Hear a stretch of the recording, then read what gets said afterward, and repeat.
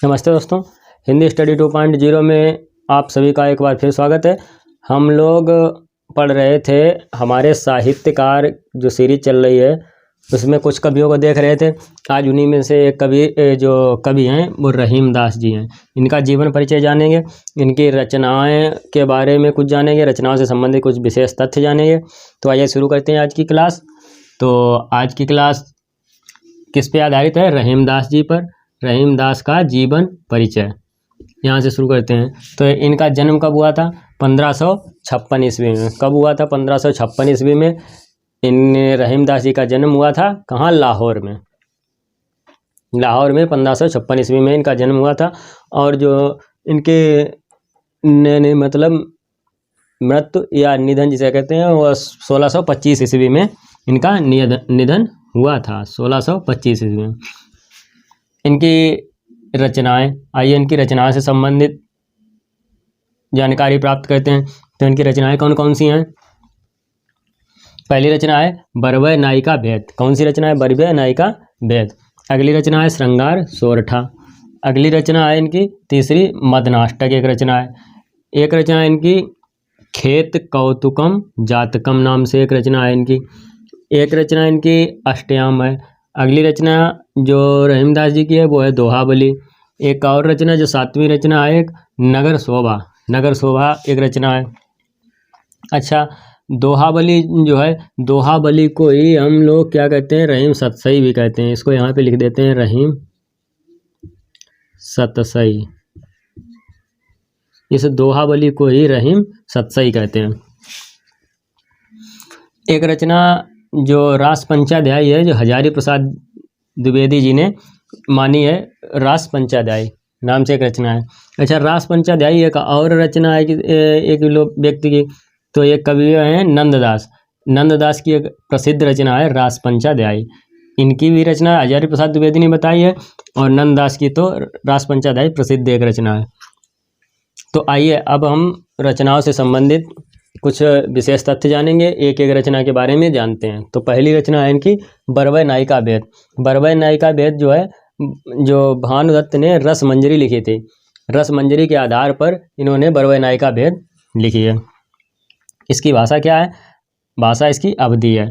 इसमें क्या है कि नायिका भेद का चित्रण है। किसमें? साफ लिखा है बरवय नायिका भेद, तो नायिका भेद का चित्रण है इसमें। और कब लिखी? रीतिपरक ग्रंथ है। कैसा ग्रंथ है? रीतिपरक ग्रंथ है। अगली रचना है श्रृंगार सोरठा, यानी श्रृंगार दूसरे नंबर पर है श्रृंगार सोरठा। ये श्रृंगार सोरठा, जाहिर सी बात है सोरठा शब्द आया तो इसमें सोरठा छंद में रचित है। और कैसा? श्रृंगार रस, श्रृंगार रस से संबंधित रचना है, यानी इसमें चित्रण किसका है? श्रृंगार रस का चित्रण है। एक रचना इनकी है मदनाष्टक।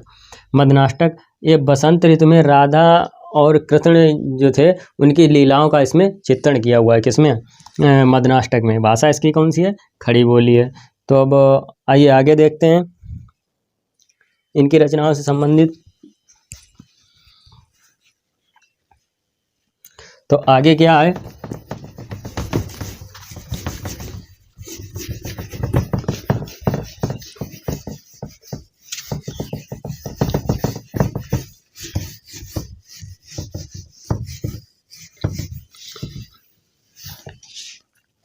आगे एक रचना है इनकी खेट कौतुकम जातकम। कौन सी रचना है? चौथे नंबर पर थी शायद। खेत कौतुकम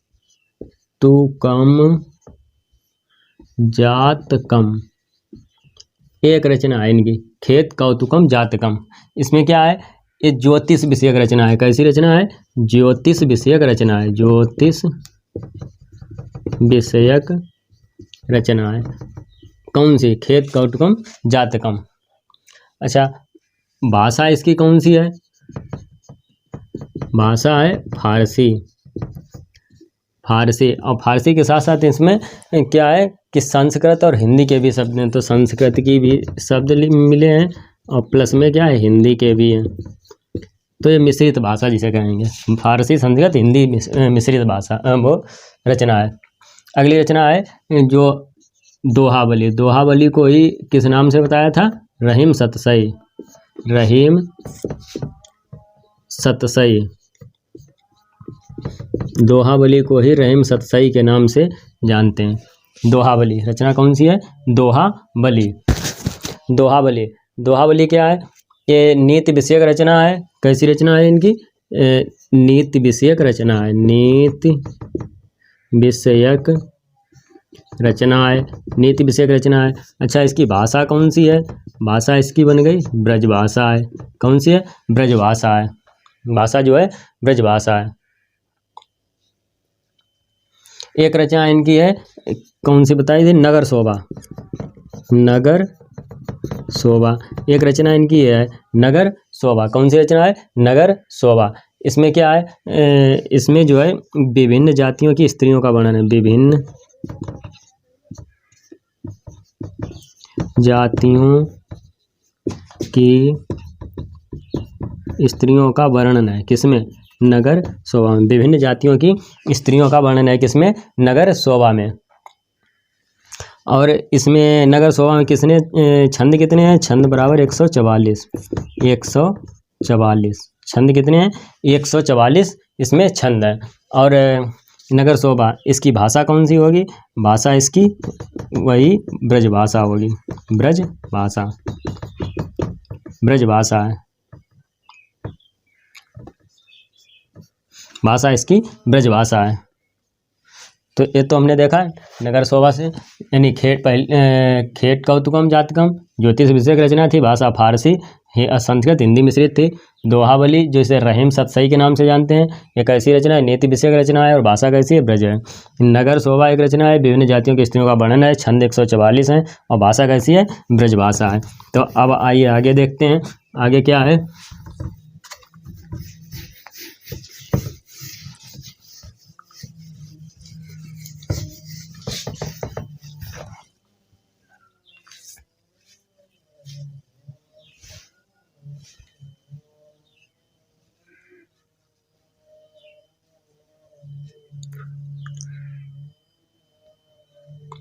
इनकी जो प्रसिद्ध पंक्तियाँ तो आप पता ही होंगी कौन सी हैं प्रसिद्ध पंक्तियाँ। किसके? रहीमदास। रहीमदास की प्रसिद्ध पंक्तियाँ कौन सी है?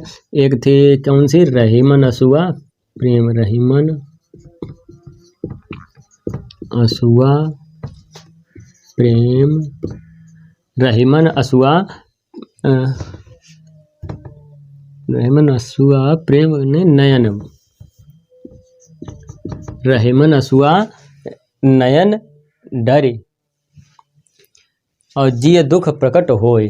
रहीमन असुआ नयन डरी जी दुख प्रकट होय। प्रसिद्ध पंक्ति एक ये हो गई इनकी। अगला है, एक इनकी पंक्ति है, जो रहीम उत्तम प्रकृति। जो रहीम उत्तम,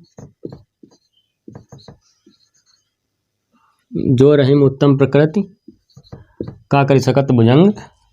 का करि सकत भुजंग। उत्तम प्रकृति का करि सकत भुजंग। और क्या था कि चंदन विष व्यापत नहीं लिपटे रहत भुजंग। ये हो गई एक। इसमें अगली पंक्ति क्या है? अगली पंक्ति देखते हैं। एक पंक्ति इनकी है, देनहार कोई और है देत रहत दिन रैन। एक पंक्ति इनकी थी, देनहार कोई और है देत रहत दिन रैन। देत रहत दिन रैन। देनहार कोई और है देत रहत दिन रैन। और क्या था इसमें कि लोग भरम मुझ पे करत। लोग भरम मुझ पे करत तासे नीचे नैन। तासे नीचे नैन। ये पंक्ति थी इनकी। अगले है, एक पंक्ति थी क्या कि सुरतीय नागतीय। सुरतीय नाग तिये अस चाहत कोई और। सुरतीय नागतीय अस चाहत कोई और।